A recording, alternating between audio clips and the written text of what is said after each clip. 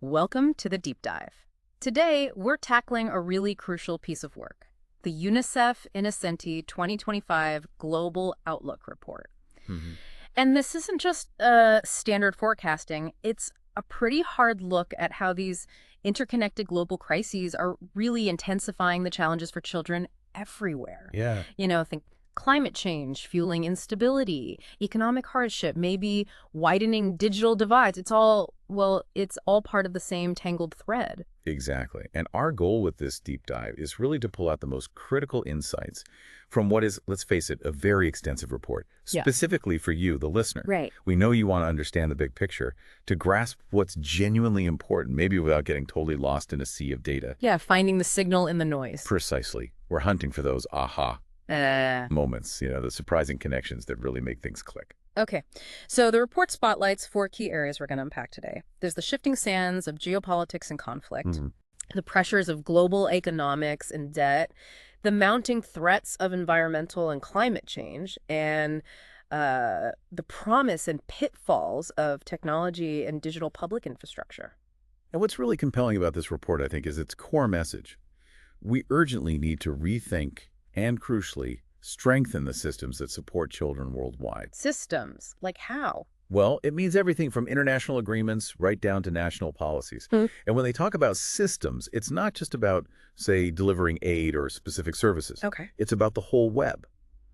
The structures, institutions, policies, the processes that are meant to ensure children's rights and well-being are actually upheld. Okay, let's try and unpack this web then. Starting with geopolitics and conflict, the report immediately grabs your attention here with a really stark fact. It does. Over 473 million children were living in conflict zones in 2023. It's staggering. Just to put that in perspective, that's nearly double the percentage we saw back in the 1990s. So it's clear these conflicts are becoming more frequent, more intense. Why is that happening? That's a key question, isn't it? The report points to something they call norm slippage. Norm slippage. Yeah. Essentially, the international legal rules, the ones designed to protect civilians, especially children, seem to be losing their grip. How so? Well, we're seeing both governments and non-state actors increasingly disregard international humanitarian law, basic human rights law. So rules are just being ignored. Increasingly, yes. Yeah. Think about the increased targeting of civilian populations. It suggests a weakening of those norms that perhaps once held such actions more in check. It makes you ask, what are the long-term implications if these norms just continue to erode? It's terrifying to even consider. And the immediate impact on children is, like you said, just devastating. Absolutely. We're talking direct threats to life. The sheer number of children forced to flee their homes, 47.2 million displaced by the end of 2023. That's the figure. And then the ever-present dangers of starvation, disease, and beyond the physical, the long-term damage to their mental well-being must be immense. It truly must be. And tragically, the report details the deliberate targeting of the very infrastructure children depend on. Like schools and hospitals. Exactly. Schools, hospitals, even the systems providing electricity and clean water, not to mention just residential areas. The data really underscores this grim reality. You have figures on that. Yeah, in just the first part of 2024, Insecurity Insights recorded nearly 2,000 incidents impacting healthcare in conflict zones. 2,000, wow. And the Global Coalition to Protect Education from Attack documented almost 6,000 attacks on education in just 2 years. That affected at least 10,000 students and educators. It makes you wonder, what does it say about the nature of modern conflict when these essential services actually become targets? It's a deeply disturbing question. And here's where it gets, I think, really chilling. The report mentions the resurgence of modern siege tactics. Yes, that stood out to me too. Denying access to basic necessities, food, water, medicine, has apparently become a weapon of war again. And children are just so vulnerable to that. It's like something from the history books. It is. And compounding this is the deliberate obstruction of humanitarian aid deliveries. Right, blocking the aid itself. Yes. The report includes data showing a really concerning rise in fatalities among aid workers. It's incredibly dangerous for them. So that not only stops supplies reaching kids. Exactly. But it also creates this climate of fear that further cripples humanitarian efforts. It raises a fundamental question. How can we ensure that those trying to help the most vulnerable are themselves protected?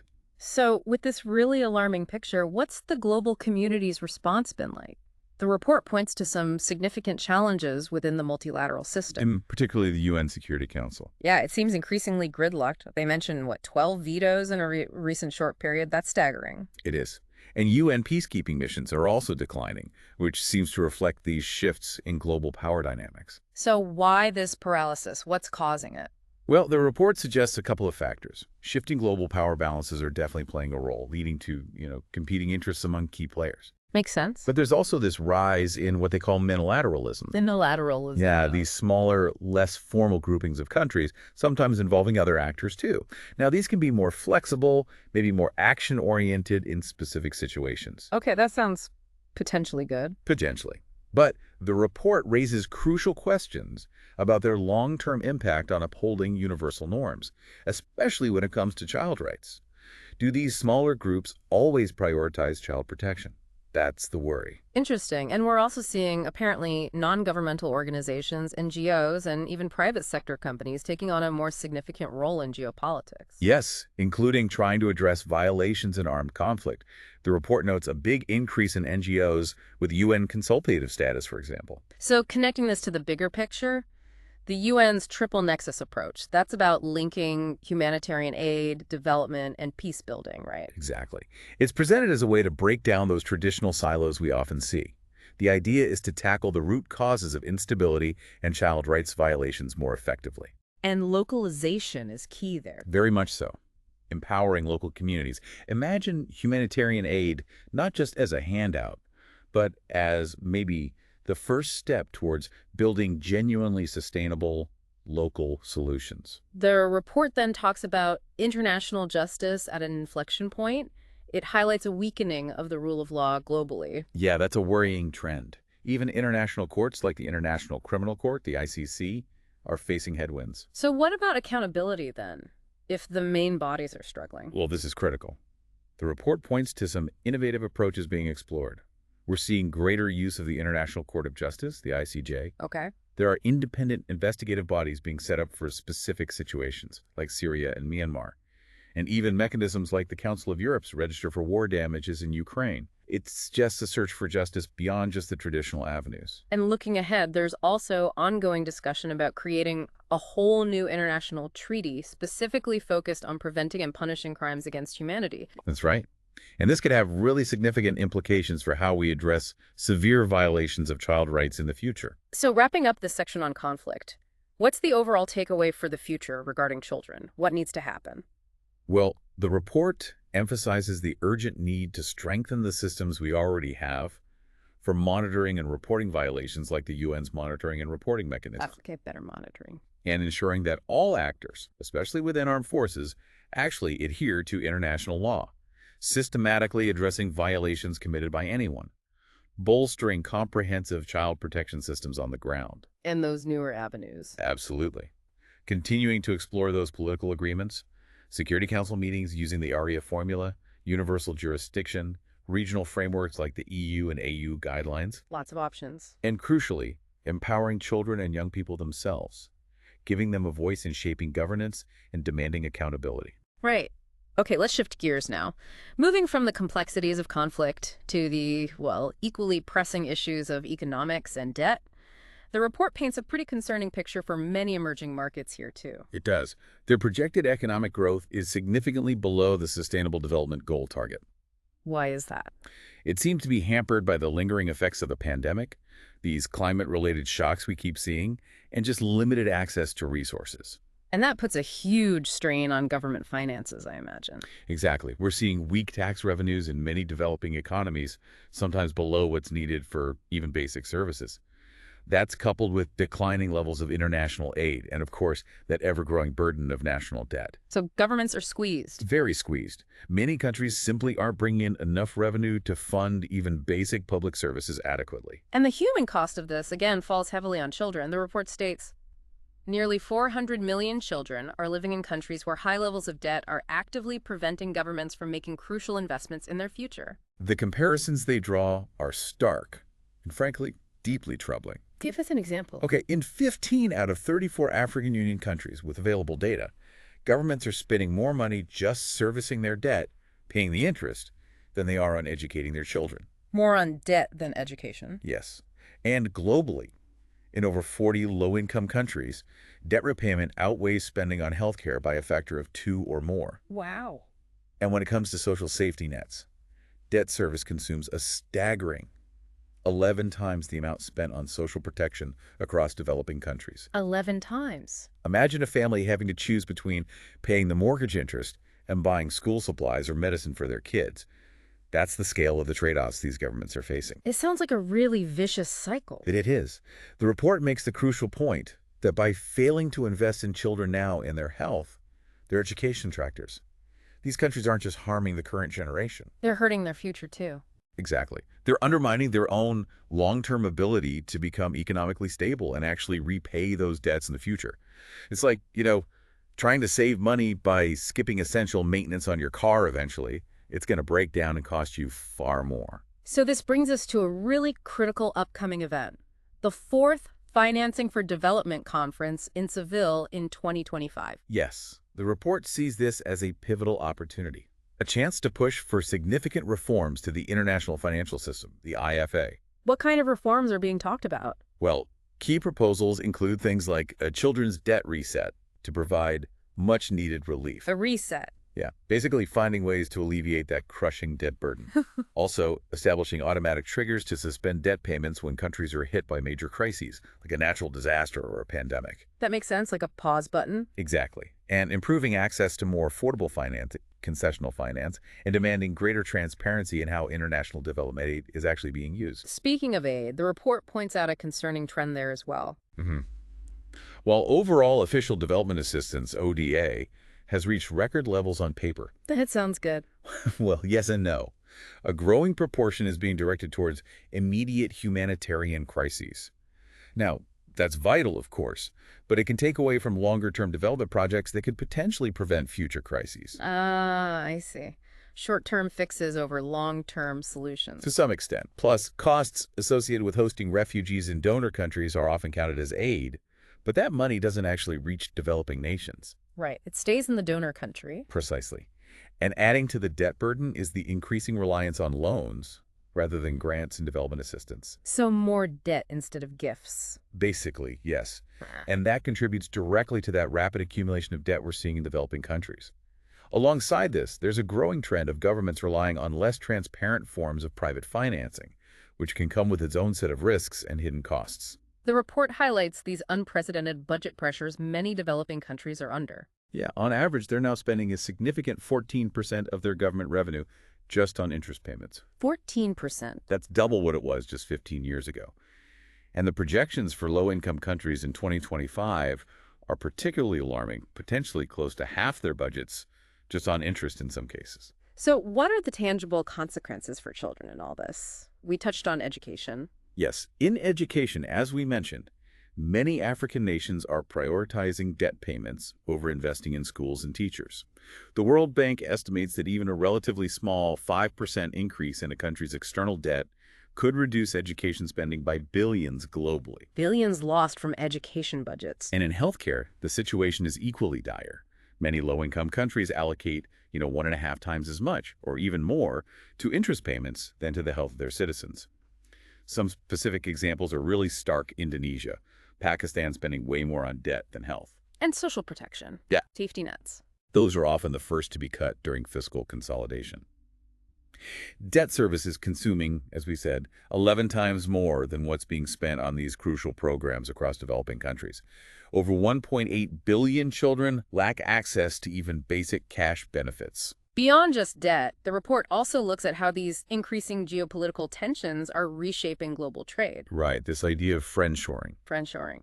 Trading more with allies. Essentially, yes. Prioritizing trade with allies and a corresponding decrease in trade between nations with strained relationships. And that has consequences for kids. It absolutely can. This fragmentation of global trade can lead to higher prices for essential goods, disruptions in the supply of energy and food, which directly impacts child nutrition and overall development. Especially for poorer countries. Particularly low-income nations, yes. They could face significant economic losses due to this fragmentation, especially in key sectors like agriculture and critical minerals they might rely on. So what's the proposed path forward, then, to address these huge economic challenges? Well, The report really reiterates the urgent need for that children's debt reset and those automatic debt service suspension mechanisms we talked about. Okay, debt relief first. And scaling up financing that takes into account a country's vulnerability to shocks, risk-informed financing. Increasing access to more affordable, concessional finance, with a big goal of expanding the lending capacity of multilateral development banks by at least $500 billion. That's a lot of money. It is. Plus exploring innovative financing, like a potential new child investment facility, and reforming development assistance itself, making it more transparent, more focused on creating long-term solutions, not just short-term fixes. And within countries. Prioritizing social investments, Mhm. health, education, social protection in government budgets, and crucially, making child impact assessments a mandatory part of all new borrowing decisions. Before you take out a loan, figure out how it will affect children. That seems fundamental. Okay, let's turn our attention now to the environment and the escalating crisis of climate change. The report starts with a pretty stark reminder here. It does. The previous year was likely the hottest on record globally, and current projections indicate we're on a path for a significant global temperature rise, well above the targets, possibly over 4 degrees Celsius by 2100, if things don't change drastically. And the report is crystal clear that children, especially the very young, under 5, are bearing a disproportionate burden. Absolutely disproportionate. Due to their unique physiological needs, their developing bodies, they account for a staggering 88% of the global disease burden associated with climate change. 88%. And the health impacts can be lifelong, irreversible. Think about a child's developing lungs, constantly exposed to polluted air, or the impact of heat stress on their bodies. So what does the report suggest in terms of tackling this? It focuses on governance. Yes, what's interesting is it's focused on 4 key areas of governance where they see real opportunities to advance children's well-being in the face of climate change. Okay, what are they? National planning, specifically through nationally determined contributions, or NDCs. Climate financing, particularly the new collective quantified goal, the NCQG. Business regulation via ESG frameworks, environmental, social, and governance. And finally, the rapidly evolving field of climate litigation. Right, NDCs. Those are the national plans for cutting emissions. How can they help children specifically? Well, the upcoming revisions to NDCs are highlighted as a crucial opportunity to better integrate the specific vulnerabilities and needs of children into these national climate action plans. There's an expectation, or maybe a hope, for increased ambition and more concrete implementation in the next round of commitments, which go out to 2035. And there was a specific dialogue mentioned. Yes, the first ever expert dialogue specifically on the disproportionate impacts of climate change on children was mandated by the recent global stocktake. That's a significant step. And financing these plans, the NDCs, is obviously critical. Absolutely. The new collective quantified goal, the NCQG, agreed upon at COP29, aims to mobilize $300 billion per year in climate finance from developed countries by 2035. Which sounds like a lot, but But, as the report points out, the actual estimated need is in the trillions per year. So it's a step, but likely insufficient. And, alarmingly, only a tiny fraction, about 2.4% of current multilateral climate finance, is specifically designed with children's needs in mind. Child responsive, they call it. only 2.4%. Wow. Okay, the third area was business regulation, ESG. Yes, environmental, social, and corporate governance. We're seeing a significant increase in regulations requiring companies to report on their sustainability efforts. What's driving that? It seems to be both regulatory changes, particularly big pushes in regions like the European Union with things like the CSDDD and CSRD directives, All right. and also increasing demand from investors and consumers who want companies to be more responsible. ESG assets are projected to be enormous, over $50 trillion soon. But what does this mean for children? Well, what's really important, and the report emphasizes this, is the need to apply a specific child rights lens to these ESG efforts.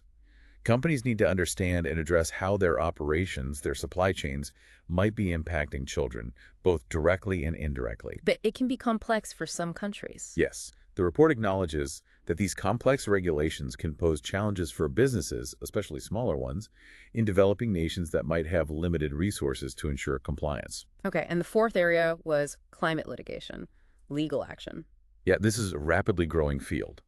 The report highlights how legal action is increasingly being used as a powerful tool to push for stronger climate action and, importantly, to seek justice for those most affected. Including children. Absolutely. There's a growing recognition in courts that children have a fundamental right to a healthy environment now and in the future. The recent Swiss ruling is a key example. And there's a big case at the ICJ. Yes. The upcoming advisory opinions from the International Court of Justice on the legal obligations of governments to protect the climate system are highlighted as potentially landmark events.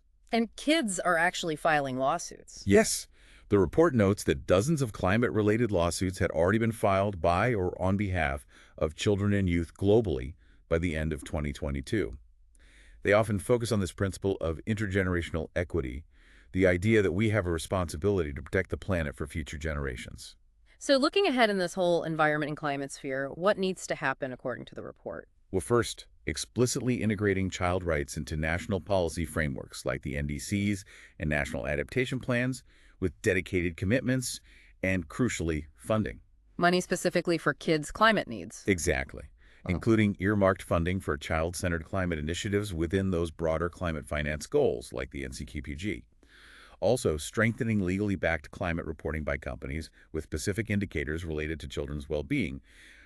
UNICEF actually has guidance on this for investors. And fostering much greater international cooperation to achieve climate justice, especially for future generations.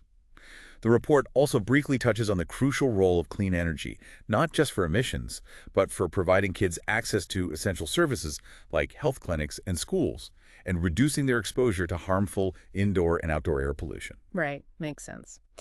Okay, let's shift now to the final major theme. Technology and digital public infrastructure, or DPI. The report introduces DPI as this rapidly expanding trend. What exactly is it? Think of it as the foundational digital systems that governments provide, like roads and bridges, but digital. It has the potential to fundamentally transform how governments interact with citizens and deliver essential public services efficiently and at scale. Okay, like digital roads. What are the building blocks? The report identifies three core building blocks. Yeah. Digital identification systems, a way to prove who you are online.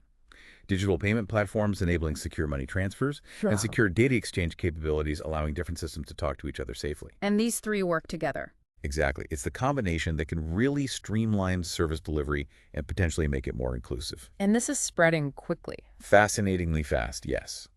Especially in developing countries. You see it reflected in big initiatives like the UN Global Digital Compact, the DPI Safeguard Initiative, Brazil's focus during its G20 presidency. Africa, too. Africa is emerging as a key region for DPI development, with many countries putting digital strategies in place.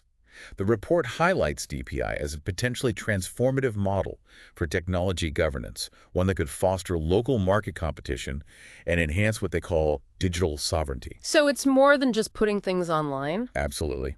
The report emphasizes a crucial shift from simply digitization, like scanning paper forms, to true digital transformation.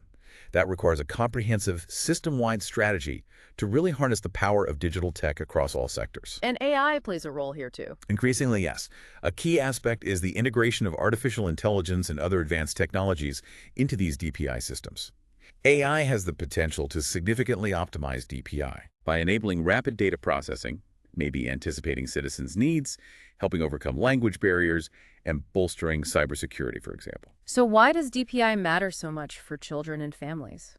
Well, by creating more efficient and crucially potentially more inclusive ways to deliver essential services, education, healthcare, social protection, DPI can help ensure that more children have equitable access.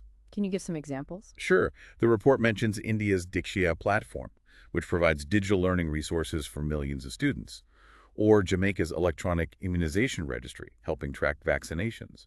And Togo used DPI innovatively to deliver emergency relief payments directly and quickly to people during the pandemic. Sounds very promising, but there must be challenges. Oh, definitely. The report also highlights significant challenges that need to be addressed to ensure DPI benefits all children, not just some. Like the digital divide. Exactly. Persistent issues of poor internet connectivity and significant digital inequality, especially in the least developed countries. Only about half the youth in Africa are online, and adolescent girls or children with disabilities are often left even further behind. What else? Poor integration of civil registration systems, birth registration, basically into national ID systems, that hinders universal coverage and access. A lack of interoperability, meaning different data systems serving children, health, education, social protection, often don't talk to each other effectively. And privacy concerns. Big ones. Serious concerns around data protection, security, and the potential for surveillance, especially when dealing with children's sensitive personal information. And finally, the report cautions that integrating AI without proper safeguards could actually deepen existing inequalities rather than reduce them. So a lot to watch out for. What's the way forward then to make DPI inclusive and truly child-centric? The report stresses several key priorities. First and foremost, digitizing those civil registration and vital statistics, CRVS systems, birth registration, again, as the bedrock for secure digital identity. Wait, get the foundation right. Then, enabling seamless and secure data exchange between the different sectors serving children, health, education, etc. Empowering children and families through digital financial inclusion and digital literacy programs. They need to know how to use these tools safely. And thinking about vulnerable groups. Absolutely. Proactively addressing the specific needs of vulnerable groups in the design phase. And, crucially, establishing platforms for children themselves to provide input on the design and implementation of DPI systems. Their voices need to be heard. So it needs a big push. Yes. The report concludes this section by emphasizing the need for a concerted effort, governments, international organizations, the private sector, to move beyond just small-scale pilot projects towards a really comprehensive, transformative strengthening of national systems using DPI. Okay. The report also includes this interesting section on signals of change. What are those about? Yeah, they're essentially observations of emerging trends, things happening now that could have significant implications, positive or negative, in the near future. Kind of like weak signals you need to pay attention to. What are some examples? Well, one concerning signal is the reported rising use of chemical weapons and the particular vulnerability of children to their horrific effects. What else? Another is the worrying trend of natural carbon sinks. Forests, oceans that absorb CO2, potentially losing their capacity to do so. Yeah. That could lead to even higher levels of greenhouse gases than currently projected, with obvious consequences for children's futures. Any others that stood out? The potential disruption of the planet's water cycle due to human activities, which could lead to widespread water and food shortages directly impacting kids. Also, the increasing use of synthetic data, fake data basically, for training AI. That raises concerns about biases getting baked in, maybe excluding real-world data, including things created by children. Are there any positive signals? Potentially. The report suggests the AI shift might shake up the job market in ways that could maybe benefit lower-skilled service workers and increase demand for uniquely human soft skills. That could be advantageous for the younger workforce entering the market. Interesting. And finally, they point to the growing ability to predict tipping points in complex systems like climate or ecosystems. If we get better at that, it could help us anticipate and maybe even prevent disasters, particularly benefiting vulnerable families in high-risk regions. Okay, fascinating glimpses into potential futures there. So finally, the report circles back to the overarching question of global governance. Yes, specifically asking, are we heading towards more fragmentation or can we find more cohesion in 2025? And how will that choice profoundly impact children's rights? And the UN's Pact for the Future comes up here.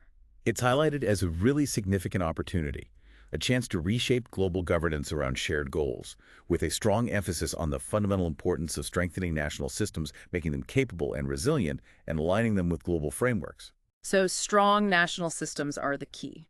The report argues strongly that robust national systems are absolutely key to scaling up successful interventions and ensuring they actually reach all children effectively.